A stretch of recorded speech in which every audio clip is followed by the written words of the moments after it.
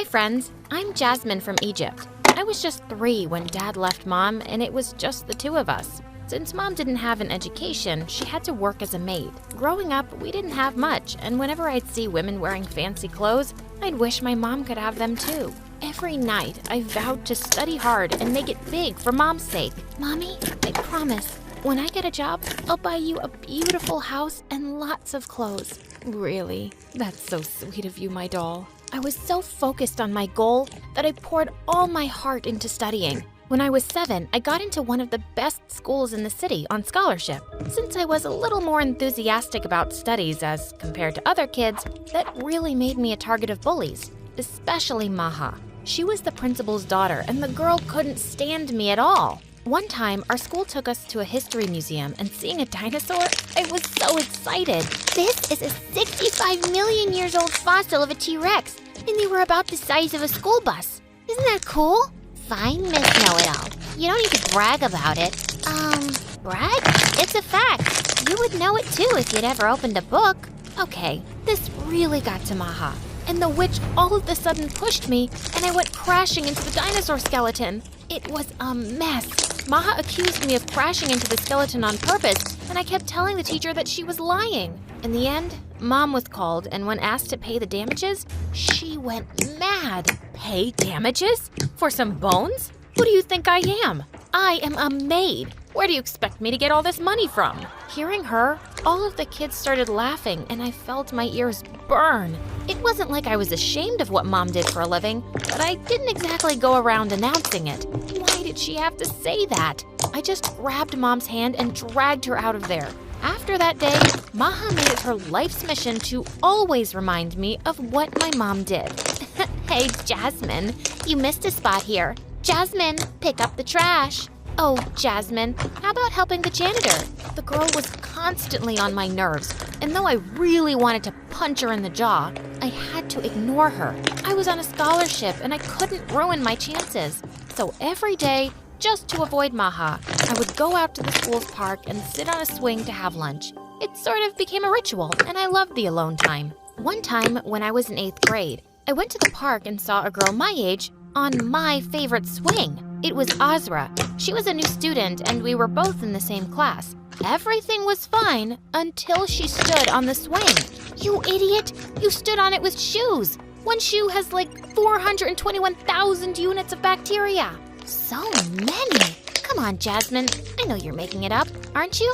Making it up? I read it in a science magazine, duh. Oh, yeah, got it. So, about the swing, I don't see any germs. Well, come on, let's swing together. By the way, I came to ask you if we could study together.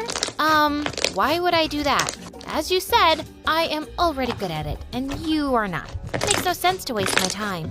Wow, you are mean. But you do have a point. It's good I don't give up easily. Saying that, Azra walked away, and I wondered what she meant. Well, I found out what she meant the next day.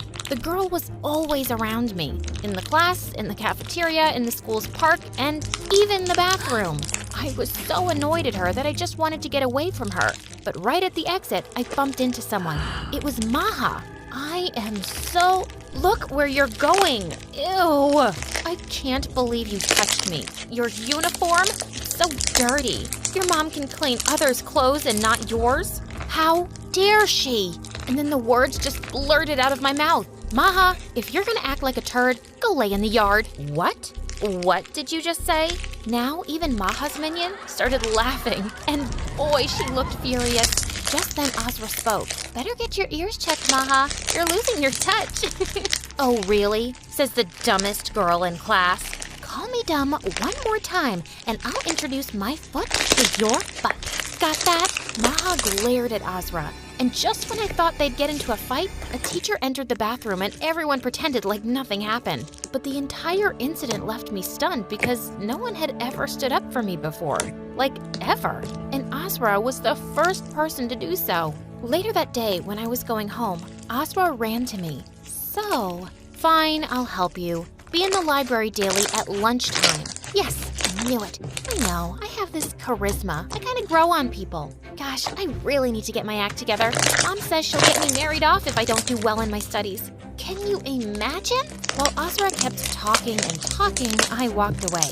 As I started studying with Azra, I learned that she wasn't exactly the brightest crayon in the box. Like one time, we had to do a history presentation, and Azra told me to leave it to her. We ended up explaining about the Berlin Wall, except that the wall was in China and built to keep the Mongols out. When I asked why she made such a huge mistake, she was so chill about it. So what? Both were walls and really famous ones. Oh God, what had I gotten myself into? There was this one time when we were having swimming lessons, and Azra thought it would be really fun to throw some yellow food coloring in the water and scream that someone had peed in it. Well, we both ended up in detention, and we were caught yellow-handed, because the food coloring was all over our hands. Though it annoyed me how much trouble Azra was, I had to accept the girl was fun. Soon we became best buddies. We were total opposites, but like a puzzle, we were a perfect fit. I helped Azra with her studies, and she helped me by actually showing me how to have fun. I did my first cliff dive with Azra. She gave me my first makeover, which was really bad, and I looked like a clown. Azra was not just fun, but so compassionate. Every day while going home, she had this habit of feeding stray cats for lunch. This was something common in both of us. We both loved animals. You know, Jasmine, when I grow up, I'll open a pet salon. It's gonna be so fun. Pet salon? It's not even a thing. I'll make it a thing, and you know what? I'm gonna name it Azra and Jasmine's Pet Salon. The girl lived in her own little world, and I loved her. One time, we were in the queue getting lunch, and Maha came in the front and shoved us to the back. I'll teach her a lesson. Let it go, Azra. She's a brat. Yeah, brats need to be taught a lesson. Saying that, Azra threw her juice box and it hit Maha on the head. And when she turned, Azra gave her the most innocent smile ever. I am so sorry, Maha. It was a total mistake. What? A mistake? My hair extensions. Do you even know how much these cost? No, I don't, 'cause I have my own hair. I could see Maha boiling with anger, and before things could get ugly, I wanted to be out of there, so I grabbed Azra. Come on, Azra, let's go. But right when we were at the door, Maha threw a handful of mashed potatoes at Azra, which hit the girl behind her. And then an epic food fight broke loose. It was chaos. I felt like I was in the jungle and all the wild animals were fighting around me. Things got pretty crazy. All three of us were taken to the principal's office, and just as I expected, Maha got off the hook and she started crying in front of her mom. And in the end, only I was punished. My punishment was to clean the school's toilet for a month. What? That is so unfair. You didn't even do anything. Come on, let's confront that woman. Just leave it, Azra. It's easy for rich kids. They get off the hook everywhere. And people like me are just left behind to suffer. Just stay away from me. Although Azra apologized like a million times, I didn't want to talk to her. It wasn't her fault, but I felt like she was another privileged princess who got out of trouble. Every day I had to clean the bathroom, and Maha was really having fun seeing me miserable. One day when I entered the bathroom, I was shocked to see my name all over it. Try cleaning this. Wrote it especially with a Sharpie for you. That was it. I had enough of that witch, so I slapped her hard. The witch looked at me like she'd kill me, but right then, someone grabbed and shoved her out of the bathroom. It was Azra. How dare you touch me? I told you, my extensions are expensive. Oh, these extensions? Saying that, Azra ripped off her extensions, and in seconds, both of them were fighting like lunatics. Once again, all three of us were taken to the principal. Just when Maha acted all teary, telling how I had picked on her, I just blew up. Oh, shut up, Maha. Everyone knows it was you who wrote with that Sharpie in the bathroom. You are a witch. You just get away with it because your mom is the principal. Both mom and daughter looked shocked seeing my outburst. The principal then went on to tell me how I'd pay for being a brat. But a few moments later, a man walked in, and Azra went running to the man. What happened next left me shocked. Turned out, Azra's dad was the school district superintendent. Azra had told him about the principal's impartial behavior towards me. Well, Maha was expelled, and her mom was reported to the school board and later terminated from the job. They both totally deserved it. After Maha was gone, there was peace. After graduation, I started working as a software engineer at a very big company, and I was doing well. I was finally able to get Mom a lovely house, and things were good. As for Azra, she did pass high school but couldn't get into college, and her mom was always after her to get married. One day, Azra and I went out for coffee, and she looked worried and told me how her mom had set her up on a date with a total stranger. I haven't even seen the guy. She wants me to marry him because he's some big shot businessman. I can't even stand up the guy because I did that 2 times already. I was wondering. In honor of spooky season, I had to make a vampire slime. So I made a vampire slime I'm with a not custom marrying label where him you can for add your own name and date when you receive the slime. Go on the The date slime and itself act has a clear weird. slime Just texture blow him edge like off. black I cherry. would have done it myself, And you also but get the vampire I have a fang very charm. important meeting It looks so tomorrow. pretty in I the wanted sunlight to like say this, like no, it glimmers. but she It looked kind at of me with reminds those me puppy of dog eyes. the vampire How could I say no Colin to in the that? movie So the Twilight. next day, I was If in a you know, fancy you know. restaurant waiting, and when the guy didn't show up, I was furious. I was about to leave, but I heard a deep voice. You must be Azra. I am really sorry for being late. The moment I saw him, my jaw fell because the guy happened to be none other than Zaid, the owner of the company I worked for. Phew, he didn't recognize me because he had thousands of employees. I gotta leave because I just remembered something. Azra, our moms will set up another date if we don't sit through this one. Just pretend you're here with a friend. Easier said than done. Unexpectedly, I had a good time. I felt like I could talk freely to Zaid. Of course, as Azra. We both exchanged numbers, and Zaid and I texted each other every day. It was magical. I felt like I was falling in love with him. When Azra asked me what was happening, I told her the truth, and she told me to come clean. And the day I was going to, something awful happened. I had a presentation at work, and when I went in, I was totally shocked to see Zaid there. He looked equally stunned. After I finished the presentation, I just wanted to run out of the building, but he caught me in the elevator. Jasmine? Your name is Jasmine?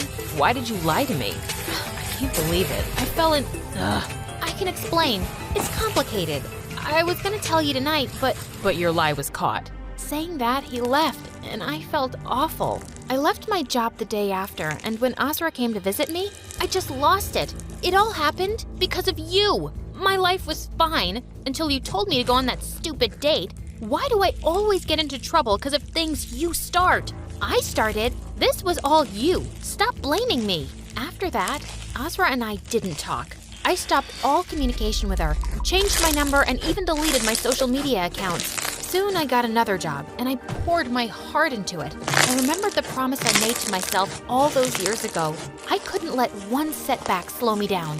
In a couple of years, I performed so well and eventually became a big manager in the company I worked in. Mom was so proud of me, but I often wondered what it would be like to share my happiness with Azra. I missed her so much.